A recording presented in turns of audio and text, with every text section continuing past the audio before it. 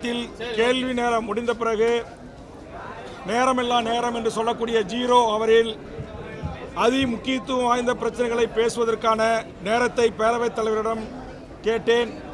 பேரவைத் தலைவர் அவர்கள் ஒரு சில நிமிடம் எனக்கு வாய்ப்பு தந்தார்.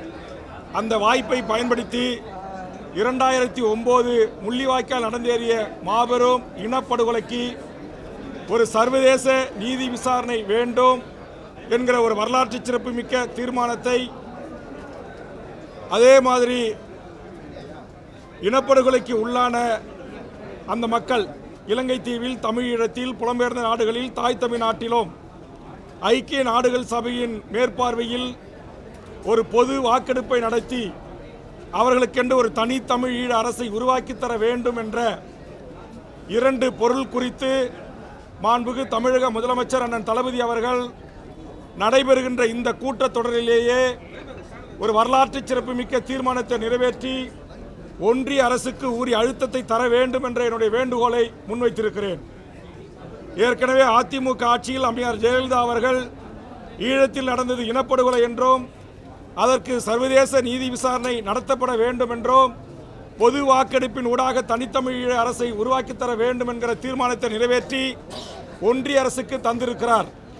இப்போது திராவிட முன்னேற்றக் கழக அரசும் அந்த தீர்மானத்தை நிறைவேற்றி ஒன்றிய அரசுக்கு உரிய அழுத்தம் தந்தால் இந்த ஆகஸ்ட் 15ஆம் நாள் ஐக்கிய நாடுகள் சபையினுடைய மனித உரிமை அமர்வில் 160 நாடுகளைச் சேர்ந்த அரச பிரதிநிதிகளும் மனித உரிமை செயல்பாட்டாளர்களும் பங்கெடுக்கிற காரணத்தினால் அந்த முக்கியத்துவத்தை கருதி இந்த தீர்மானத்தை நிறைவேற்றி தாருங்கள் என்று மாண்புமிகு தமிழக முதலமைச்சருக்கு அந்த இன்றைய சட்டப்பேரவையில் என்னுடைய வேண்டுகோளை முன்வைத்திருக்கிறேன். முதலமைச்சர் அவர்களை கைகூப்பி நான் வேண்டுகோள் வைத்த போது நான் கண்டிப்பாக செய்கிறேன் என்கிற ஒரு சைகை எனக்கு தந்திருக்கிறார்.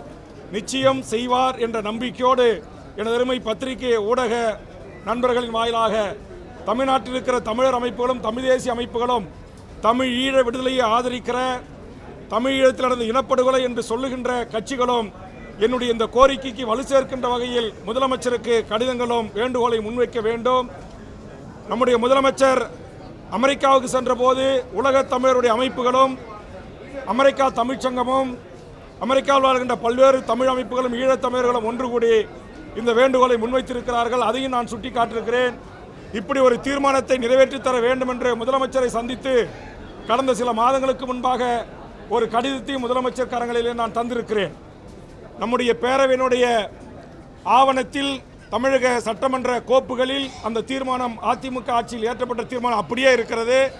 அதை ஒரே ஒரு நகல் எடுத்து தற்போதைய தேதியை மற்றும் மாற்றி அந்த தீர்மானத்தை நிறைவேற்றி ஒன்றிய அரசுக்கு அனுப்ப வேண்டியதான் வேலை. நான் பேசுகின்ற போதே சொன்னேன், இதனால் ஒன்றிய அரசுக்கோ மற்ற எந்த பிரச்சனைகளுக்கும் இந்திய இறையாண்மைக்கு எந்த பங்கமும் வந்துவிடாது.